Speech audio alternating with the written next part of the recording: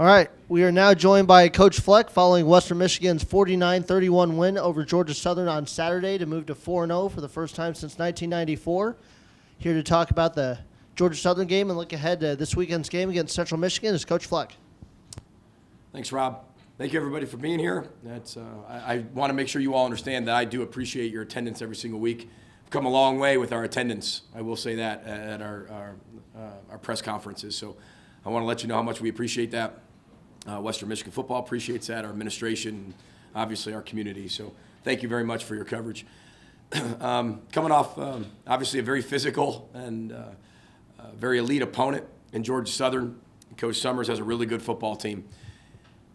Maybe the best team we've played all year, if not definitely one of them. But that was an incredibly physical game. It's a very unique game because you got to prepare for the option. And then you also have to prepare for things that you don't know what you're going to see. If the option and long zone doesn't work the way they want it to work, now they dig into their bag of tricks, and they've got a bunch of other things they can do off of what they do. And that's where we kind of got to in the second half a little bit. I'm really proud of our coaches for making adjustments on the fly. I think I told a lot of you after that game, we were exhausted as a coaching staff, right? And that's what we're supposed to feel like. But watching Coach Pinkham and David Duggan and Jimmy Williams and Coach Shiraka and our offensive staff making adjustments, Coach Wanger and the special teams, that was a game you were forced to coach every second of every minute, making an adjustment because they were doing the same thing. And it was a fun, strategic game to play in, and I'm glad that we came out with the victory. I think our kids showed a lot of resolve. I think we showed that in all three phases we could do things. However, there's a lot of things I think we've got to get better at, a lot that spit off the film. When we watched that film, it was glaring to our players. It was glaring to our coaching staff. We have to get better in a lot of areas, and we worked on that stuff today in practice, and they got after it, and I know our team will respond the way they need to respond. So it's still part of the process. We are the process, and again, this is an exciting week for everybody, and it should be. When anytime you're a part of a rival, everybody should be able to enjoy that and embrace that. And that's what it's about. 1907 is when it started, I think. That's correct. And so when you start to look at all that history, it's pretty powerful. But we have to take care of us, and we have to get better as a football team.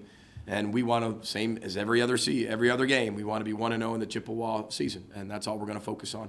And I know our kids had an outstanding day-to-day at practice, and that's what we're going to keep looking at. It's just how we can change our best today. So with that, open up for questions. Coach, now that you've had time, more time here to appreciate this rivalry, just from hearing from alumni, fans, has your perspective of it changed at all? No, because I had respect when I first got here of it.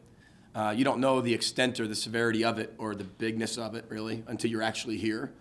But that happens instantly. In your press conference, you don't even really know that much about it. When you take a job, and people are like, yeah, you're PJ, I'm Mike, and whatnot, beat Central. And that's all they talk about, right? And, there must have been 50 people that said that to me in my press conference. So you know instantly how important that is. But we have to appreciate that. And we can never take that rivalry for granted because we, as a Mid-American Conference school, have one of the top 10, in my opinion, greatest rivalries of all time and one of the most historical rivalries of all time. And we should be able to appreciate that and embrace that and want that. It makes our university, I think, like I said, very special, and as well as theirs, right? So I think that's where, we're going to embrace that part of it. But again, we got to prepare for a football game. It's kind of like homecoming a little bit too, right? Because everybody, think about your high school homecoming at times, right? And everybody's decorating the gym. Everybody's, getting the things outside, getting the dance ready, pouring the punch, getting the hors d'oeuvres ready, who's wearing whose jersey, who am I taking to the dance? But the football team's got to go out and do a job. They got to go win the football game. And so we've got to be able to, keep our guys focused on the process of how we can change our best daily. Can't worry about them, and they probably aren't worrying about us. We got to worry about ourselves of how we can get better from each single day as we continue to move forward closer to the game. No, even though you are worried about yourself, when you look at Central, what do you see that they do well, both sides of the ball? Cooper Rush. They do a lot of things well. That's no disrespect to anything. That's just the first thing that comes out of my mouth because it should. He deserves the attention of everybody in the country, and he has. He's performed extremely well his entire career. Him and Zach are very similar in terms of how long they've played, and they've grown up and they've learned from failing, and they're very similar type players. They make everybody else around them better. But he makes everything go on their offense. Very similar to Zach for us. He's got a lot of weapons on the outside. Willis has made an incredible amount of plays for him this year. Their running game's a lot better than it used to be. They've got a lot more backs involved, and they have different types of backs like us. They kind of have a Bogan, and then they've got a Jarvion, and then they've got a Bellamy. They've got all three, especially the young kid as a freshman. So, and the major part of their offense is a tight end, right? And so is ours, right? So the teams are very similar in terms of when you look at them and their personnel.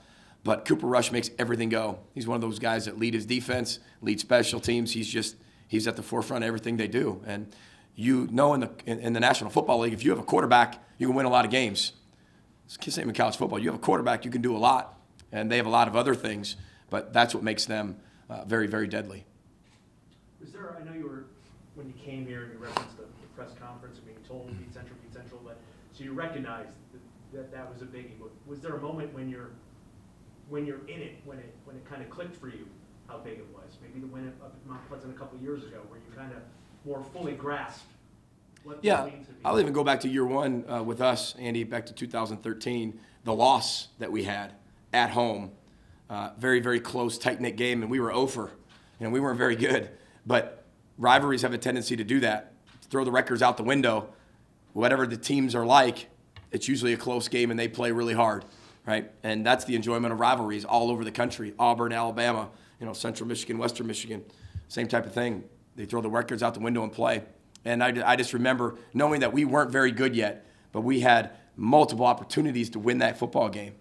And again, you've got to be able to learn from your past to create your future.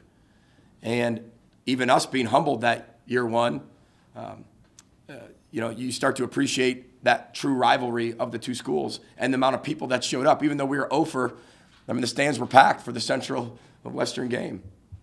But I will say this, nothing in the past really makes or matters this week. You can't draw on this or we've done this or they've done that for the last few years. You can't draw on that. This is his own entity. It's a different team. It's a different year. Same with them. Now this is Coach Bono's second year. They're a lot more comfortable with what they do. It's completely different. The dynamics are so different every single year. So you can't draw on different things from of last year's games and who won, who lost, who did this. That has no bearing on the outcome of Saturday, right? We have to continue to get better as us. And I know they're doing the same thing, but we got a lot to work on, and we're focusing on us. Coach, you talked a little bit ago about having a lot to work on. Can you be a little bit more specific about any concerns that you have? Obviously, we're doing a lot of things well, but what is it that we're not doing as well as you? Yeah, I get paid to find all the things we don't do well, Al. I'm the one walking off the field, Saturday, proud of the team, but as you kind of go to bed, you think of all the things that didn't go right? And those are the things you highlight as a head coach, because that's your responsibility. Take the problems, take the issues, and solve them, and get them to the appropriate people so they can do their best to make sure we solve that. I thought we had some drop passes that we've got to be able to work on. I thought we missed some throws we had to be able to work on. I thought we didn't really cover the best we possibly could in the secondary. We missed some tackles up front. I thought we need to play better with our hands up front on both sides of the ball. I thought we were aggressive, but we need to play better, and where our hand placement is very specific in our systems. We got to be better with that. And I think our special teams lanes have to be cleaned up a lot. So I can go on and on, Al. We could spend 30 minutes, and you can sit down with me, and I'll tell you all the things. I'll take you through the film. But those are just some things we've got to be better at. But I loved how our kids play. For the last 4 games and this year, I love how they've played. And that's our senior leadership. Those are the guys taking over that really it's become a player's team. You're not convincing them anymore of, hey, here's what how looks like. They're doing it. They are the how. And they know that, and they're holding each other accountable. Like I continue to go back even by year one. Bad teams, nobody leads. Average team, coaches lead. Elite teams, players lead. Our players are leading. And all those leadership council meetings for the last 3 years have led up to them being able to be comfortable enough to lead. It's a process. We focus on the process. We're not focusing on Saturday. We're not focusing necessarily on just the rivalry or the opponent. We're focusing on us. We got a lot of work to do internally to get better. That's a lot. And, we just got to keep changing our best. Coach, Cooper and Zach are arguably the two best quarterbacks in the MAC, and their numbers are great, and Cooper's are off the chart as far as production. But he's also had several picks this year. I think he's had 4 picks.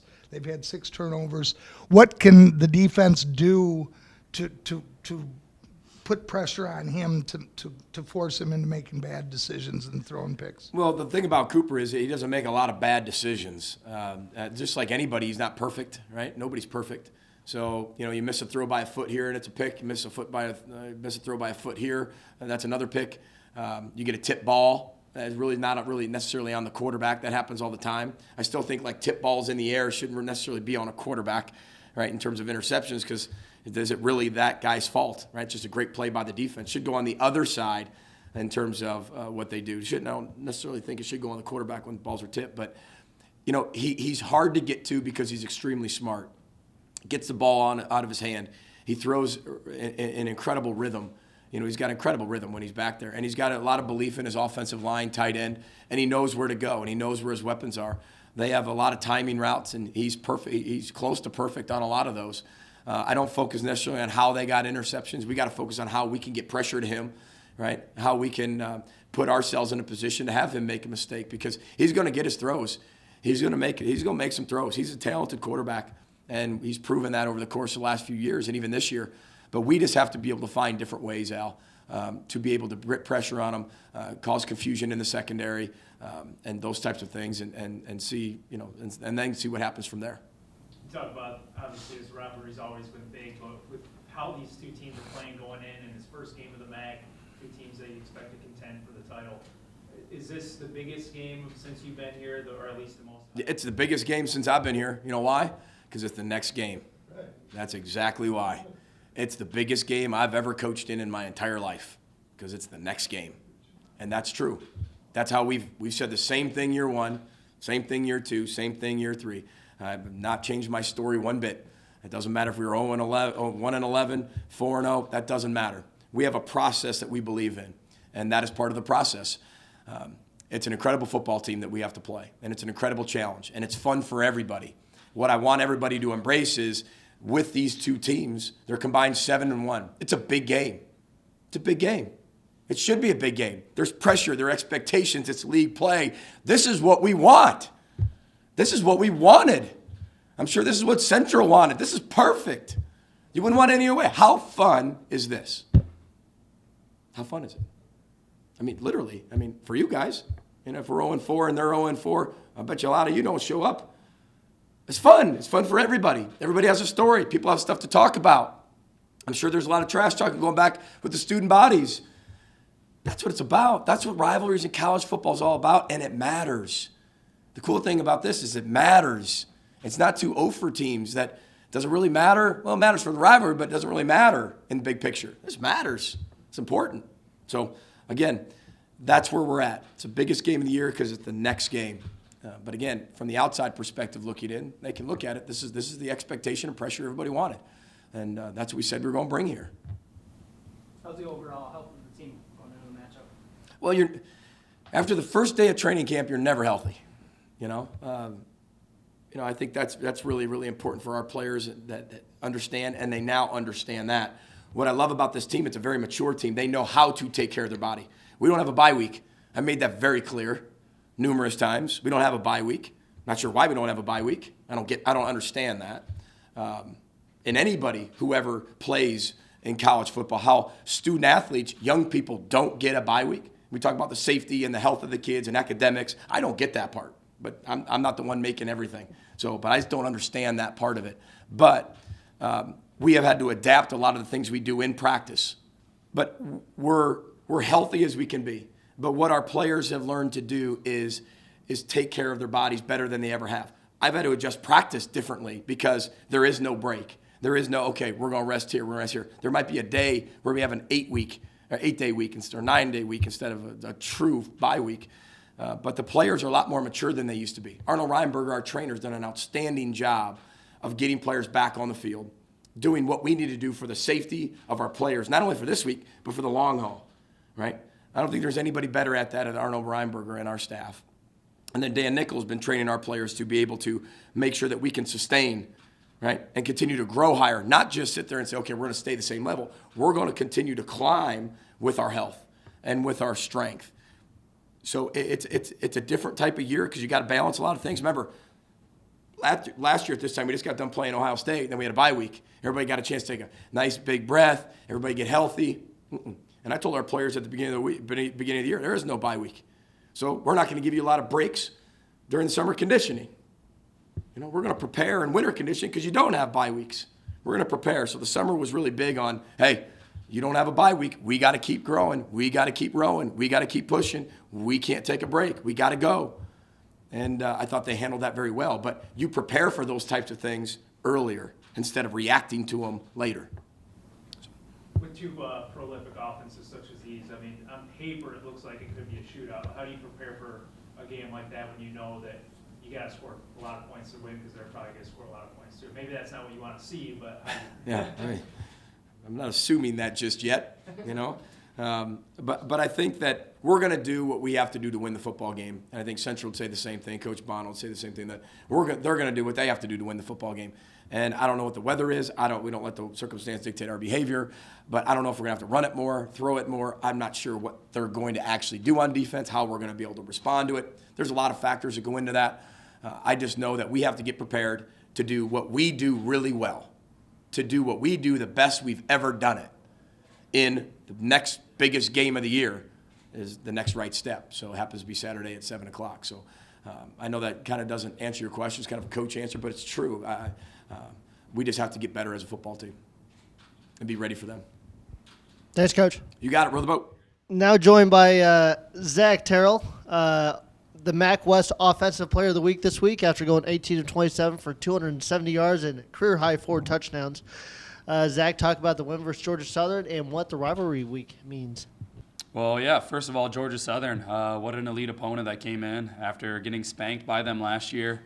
We knew we had a tough task ahead of us, and I think the guys did a great job of responding this year, but also responding after the win of Illinois. I think a lot of people question whether or not we were going to be mentally tough enough to respond, and I think we showed that we are, that we have an elite football team that is not necessarily focused on our opponent, but focused on us and how we can better ourselves. And then this week, playing the Chippewas, everybody puts a lot of hype and a lot of stake into this game because it's a rivalry game, and we understand that. And I, being a fifth-year senior, am fully aware of that, and so are my teammates. But what we do here is we don't focus on who we're playing. We focus on ourselves and how we can continue to change our best and get better this week, so that way the result takes care of itself on Saturday.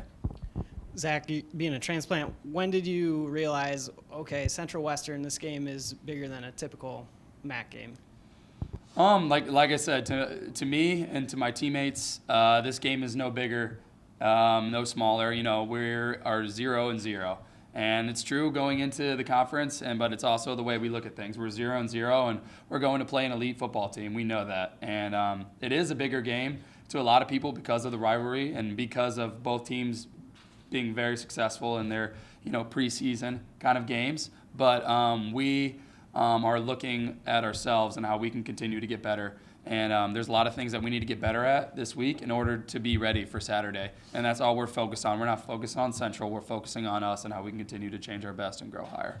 And Coach drew a lot of comparisons with you and Cooper Rush. Do you know Cooper? I mean, what's your take on the type of quarterback he is? Yeah, I've met Cooper a few times. We've run into each other at different events and different things. And he's a tremendous quarterback, and I have a lot of respect for his game. He's done some amazing things there. Feels like we've both been around forever. And he's an awesome guy, too. And it's been fun getting to know him. And he's had an amazing season thus far, and I'm sure he will continue to do so. And I know our defense is really looking forward to the challenge, as is I'm sure their defense is looking to the challenge to face me. And that's what it's all about, though. It's just going out there, having fun, playing the game we love, and letting it rip.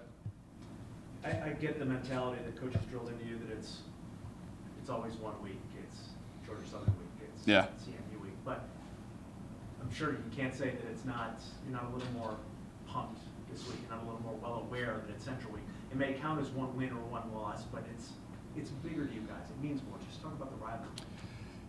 It is bigger. I'll give you that. Absolutely. It's bigger, but at the same time, we don't change our approach. Our approach and our process is exactly the same. And we're going to continue to go out to practice, and we're going to change our best and work on the little things, the details that are continue to make us better. And once you start overlooking that and focusing on Saturday and the opponent you're playing and making it bigger or whatever, you're going to continue to miss the little details and things that have gotten us to this point. We're going to continue to do what we do, and by changing our best in every day and growing higher, I know people get tired of us saying that, but that's what we do, and that's how we approach each and every day. And by doing that, you guys have seen the results, and that's how we do it. We focus on the process, and the results will take care of itself. Zach, you've made some really key runs or plays with your legs this year, to the point where people are calling you Crazy Legs now in the media. At any rate, It's catching on. Yeah, it's catching on, Crazy Legs. Right. At any rate, can you talk, because your decision making has been impeccable, no picks, and you seem to be hitting the right person at the right time. But when you make that decision to take off, are you excited to run the ball, or when your number's called? I mean, can you talk a little bit more about the running game with Zach Terrell? Yeah, Crazy Legs is on the loose. I think a lot of it has to do this year with being healthy. Last year, most people don't know I was not healthy at all, and my running ability was very minimal. And I think this year being healthy, but also the work I put in the offseason with Coach Nickel in the weight room and getting faster and getting stronger, I think that's helped. But then also being a fifth year and recognizing certain plays, different coverages, things like that open up my ability to run in situations. The other day, like 4th and 4 or whatever it was, just 1, 2, 3 is an open run. And that's the thing, just getting comfortable in that ability, but also in the zone read with the running backs, a lot of attention is going on them, rightfully so. And that's opened up opportunities for me to run. I'm not a run-first quarterback. I'm always going to look to pass or give the running back the benefit of the doubt. But when my number is called, I do whatever I can to get the most out of the opportunity. And I think that's been the biggest thing in the change of me running the ball this year. What you've done with Corey Davis over your careers has been spectacular. But obviously, he's being keyed on by many of the defenses that we faced. But it's opened things up, obviously, for Michael Henry, who had a huge game.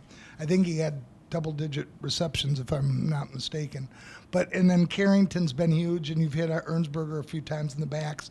Can you talk about spreading the ball around a lot more than you did last year when it was Braverman and Davis? Yeah, I think that's been, like you said, the attention is certainly on Corey. There's no surprise coming into game day that everybody knows who number 84 is. I mean, he's the best wide receiver in the country. That's everybody knows that coming in. So like you said, a lot of people are keying on him, but that's opening it up for other people. And he understands that, and that's part of the unselfish nature of our team. And Corey, is he understands that that's going to open things up for Mike Henry and Carrington Thompson and so on and so forth. And those guys got to be ready to step up because their numbers are going to continue to get called as people continue to cover Corey. But at the same time, I can guarantee you Big Dog's going to get his. And there's very few people that are going to shut him down, but he is also unselfish, and he does recognize that people are trying to take him away, but that's opening things up for everybody else. Another night game for you? Do the night games under the lights have a different feel for you? Not really. I mean, other than we got to stay at the hotel a little longer. But I think it kind of changes the atmosphere in terms of the fans, and that makes it a little more fun. I think people enjoy the night games and kind of that atmosphere that under the lights, like you're back in high school football Friday nights under the lights. So we're really looking forward to it. It doesn't matter where we play, when we play, we're going to be ready to go. You clearly are not intimidated by the hostile road environments with the win in Northwestern Illinois.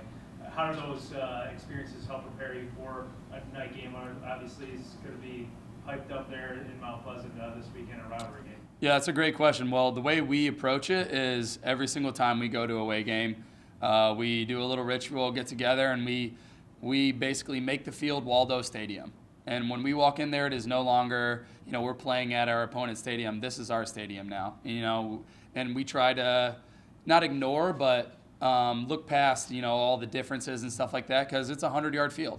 It has 2 goalposts, and it's a football field. And despite the crowd noise and all that, which can be a factor, and I'm sure will be, we just focus on, how we play and what we can do, and we don't let the outside environment, the circumstances dictate our behavior.